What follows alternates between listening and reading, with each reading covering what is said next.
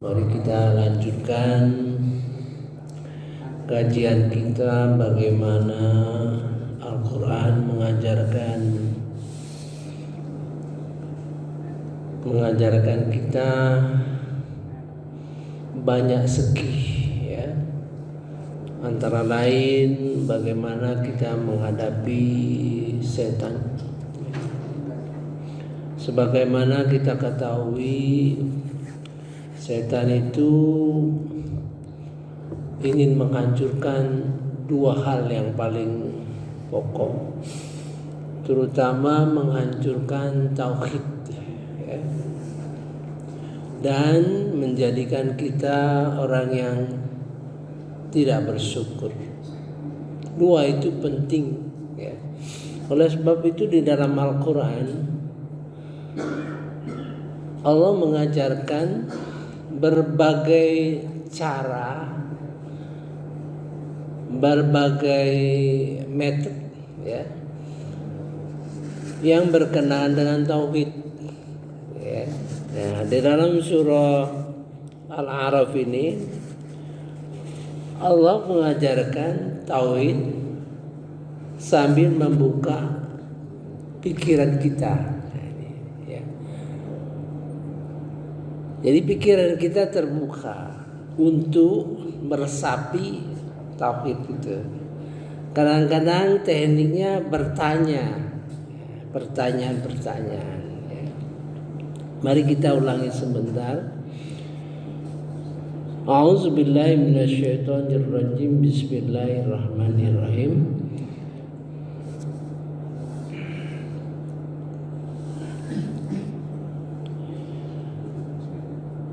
Sesungguhnya pelindungku, ya, ini sudah menjadi bagian cara Allah mendidik kita, itu menjadi bagian pribadi kita, gitu, ya. Sesungguhnya pelindungku adalah Allah yang telah menurunkan kitab Al-Quran. Dia melindungi orang-orang yang saleh. Ini satu tahap yang tinggi, ya.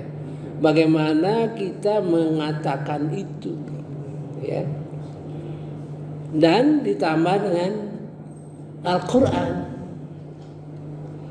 Jadi diresapi oleh orang yang diberitahu mengenai kekuasaan Allah, perlindungan Allah, ya, pengaturan Allah, pemberi rezekinya Allah. Kemudian kita mengatakan, sesungguhnya pelindungku adalah Allah, ya, yang telah menurunkan Al-Quran.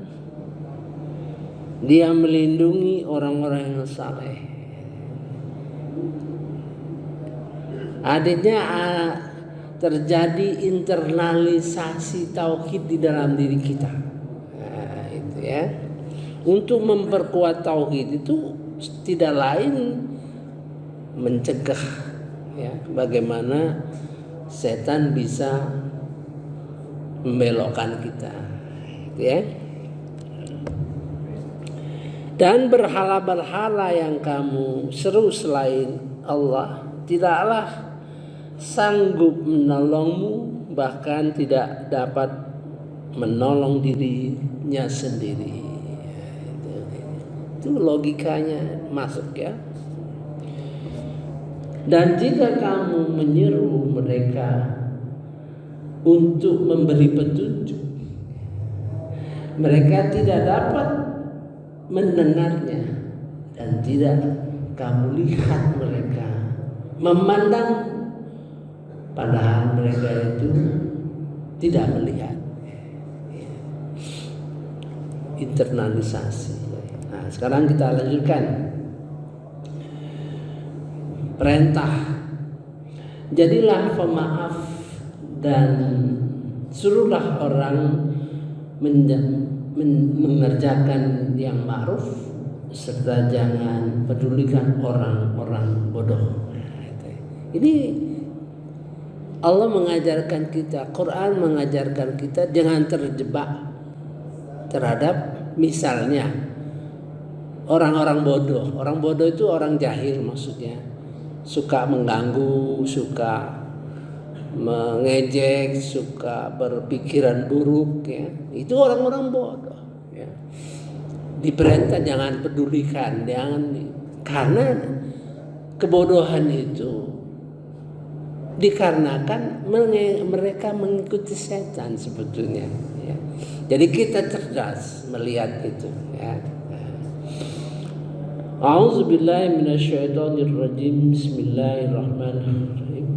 Khudzil 'afwa wa'mur bil ma'ruf wa'rid 'anil jahilin. Itu akhlak yang tinggi itu ya. Kunci-kunci akhlak yang tinggi itu memaafkan ya. Mengapa kita bisa memaafkan seseorang atau memaafkan manusia lainnya? Kita tahu bahwa itu semua akibat dari operasi setan ya. Kita tahu ya, jadi kita diposisikan dengan akhlak yang tinggi. Orang bodoh nggak usah diperhatikan ya. Wa imma yanzaghannaka minasyaiton nazun. Apabila merasa engkau diganggu setan ya, pada posisi setan yang berjarak ya. Jadi setan itu tidak bisa menggoda orang yang takwa dengan dekat, dia jalan ya. Dengan berjarak itu kita tahu bahwa gerak-gerak setan itu akan mengganggu kita tuh tahu. Fasta'iz billah ya. Prakteknya ya. Kalau kita terasa digoda setan ya. Misalnya ini dua orang ngobrol ya. Datang pikiran kita itu jangan-jangan ngatain saya itu. Nah, sebenarnya itu setan itu. Nah, dalam posisi yang jauh. Jadi posisi setan terhadap orang yang takwa itu yang diganggu pikiran ya. Pikiran beda dengan yang di bawah itu ya. Di bawah itu ya emosi ya. Mari kita lanjutkan. Fasta'iz billah innahu sami'un alim. Kalau terasa itu ya mohon perlindungan Allah Subhanahu wa taala. A'udzubillahi minasyaitonirrajim. Apabila kita diamkan, kita ikuti, nah, gitu kan? Tadi pikiran setan itu di hati kita tadi, di pikiran kita tuh jangan-jangan ngomongin saya ini, nah, gitu kan? Kalau kita ikuti terus ya, tidak kita hindari, maka ini sekarang dia mendekat ya. Masa, namanya masa. Setan itu posisi masa, dia mendekat, menyentuh.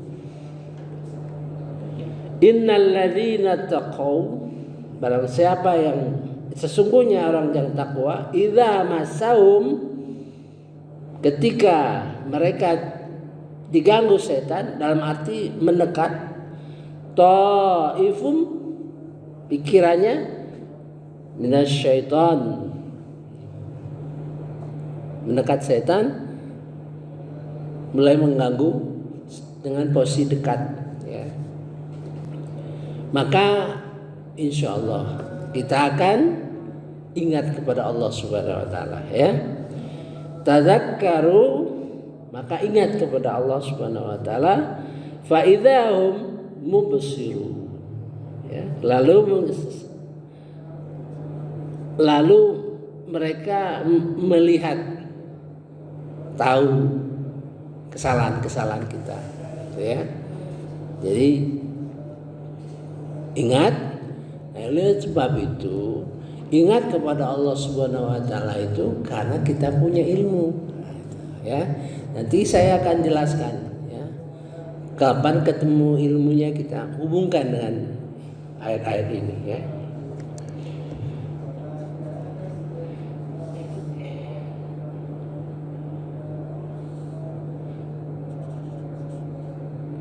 Dan teman-teman mereka membantu setan-setan dalam menyesatkan, dan mereka tidak henti-hentinya menyesatkan. Ini ada kelompok setan itu ya, punya pasukan ya. Pasukannya itu yang nyata bagi kita itu orang yang disebut dengan manusia setan.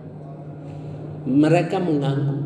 Jadi makanya Rasulullah SAW itu menggambarkan bagaimana setan mengganggu kita melalui aliran darah di dalam tubuh kita ya, sepanjang artinya itu simbol aja ya, simbol saja. Kita itu dikepung setan sebetulnya ya. Ada yang nunggu kita lemah gitu ya. Ini dia punya pasukan. Wa ikhwanuhum yamudduhum ya, mereka punya saudara-saudaranya manusia setan. Manusia setan dengan manusia berdosa itu bedanya. Kalau orang berdosa ya, malu, tidak mungkin dia mengumbar kesalahannya itu, dia tutupi. Itu manusia setan, manusia berdosa, sehingga dia mudah minta ampunan, mudah ya. Allah menjadikan apapun dosa kita mudah. Tapi kalau kita masuk manusia setan yang mengumbar ya, kesalahan-kesalahan ya, kita umbar, itu manusia setan. Nah, itu sulit untuk mendapat pengampunan dari Allah Subhanahu wa taala. Dia harus tobat dulu, tobat betul-betul, berubah sikap baru ya. Jadi manusia setan dengan manusia berdosa itu berbeda.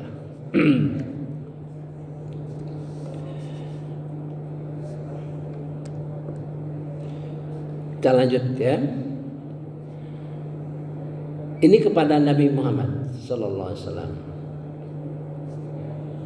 Dan apabila engkau Muhammad tidak membacakan suatu ayat kepada mereka, dan apabila engkau Muhammad tidak membacakan sesuatu ayat kepada mereka, mereka berkata, mengapa tidak engkau buat sendiri? Ya, mengapa engkau tidak buat sendiri ayat itu? Nah, katakan Muhammad, sesungguhnya aku hanya mengikuti apa yang diwahyukan Tuhan kepadaku. Ini adalah bukti yang nyata dari Tuhanmu, petunjuk dan rahmat bagi orang-orang yang beriman. Jadi ini ada agak sedikit perlu terkait dengan ayat-ayat lain, kita tinggalkan dulu ya. Nah, wa idza quri'al Qur'an fastami'u lahu. Apabila dibacakan Al-Quran, maksudnya kepada kita ya, bisa dibacakan sebagai qori ya, atau memberikan penjelasan mengenai isi Quran. Perintah ini, Allah itu perintah ini ya. Fastami'ulah, maka dengarkanlah dengan saksama. Wa ansitu, dan berdiamlah, perhatikan, semoga la'allakum turhamun. Ini la'allakum turhamun artinya Allah tuh bicara sama kita. Nah, kadang-kadang la'allakum turhamun, kadang-kadang la'allahum turhamun. Ya, itu bisa dirasakan, artinya itu sudah dekat. La'allakum turhamun itu engkau akan, semoga engkau mendapat rahmat. Rahmat itu segera kita peroleh. Kalau la'allahum turhamun jauh ya. Nanti kita lihat, kita bandingkan ya, apa bedanya la'allakum turhamun dengan la'allahum turhamun gitu ya. Jadi janji Allah itu akan kita rasakan apabila kita sungguh-sungguh ya. Kita dengar orang menjelaskan Quran, kita diam, kita perhatikan. Mudah-mudahan Allah memberikan rahmat kepada kita. Nah, ya, bisa dirasakan segera. Kalau la'allakum turhamun.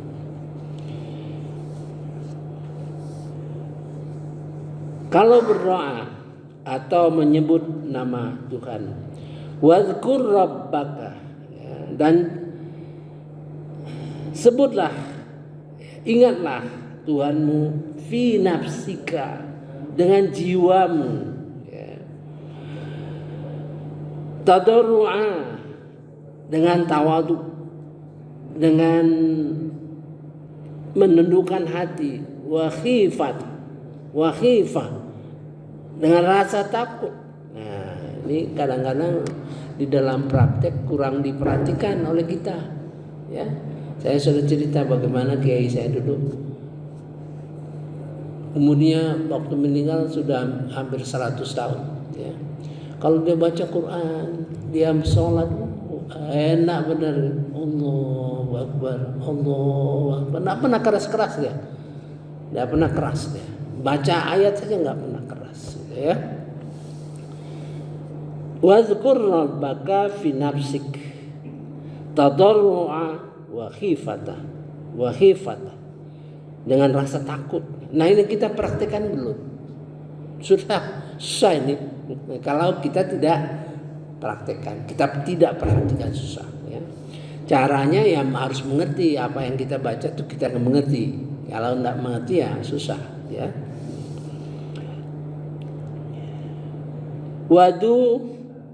Wadunal jahar, ya, minal qaul, tidak keras, ya. Apa kita tidak baca dengan keras pada waktu bil ghudu, pada waktu pagi, wal asal, wala takum minal ghafilin, dan janganlah engkau menjadi orang yang lalai. Innal ladzina inda rabbik, sesungguhnya yang dekat dengan Allah, di sisi Allah, la yastakbirun an ibadatihi, ya, tidak menyombongkan dalam ibadahnya, ya. Wa yusabbihunahu wa lahu yasjudun, dan bertasbihlah kepadanya mereka sujud. Nah, ini selalu didekatkan dengan sujud tilawah, ya. Yang kemarin juga didekatkan dengan sujud tilawah. Karena apa? Ujian kita sebenarnya, ya, salah satu ujian yang paling berat itu bagaimana hati kita, ya, di dalam surah Al-Insan, ya. Itu merupakan ujian kita bagaimana Allah memberikan fasilitas pendengaran dan penglihatan. Itu fasilitas yang diberikan Allah Subhanahu wa taala, ya. Kalau kita tidak mampu menggunakan pendengaran dan penglihatan kita terhadap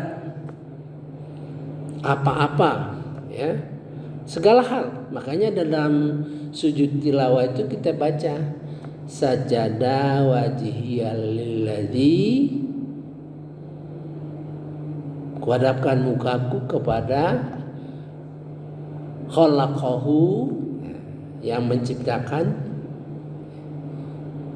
wasyaqqa, yang membukakan, samahu, pendengaranku, wa basarahu, pendengaran, bihaulihi wa quwwati. Kita artinya pernyataan bahwa Allah lah yang membukakan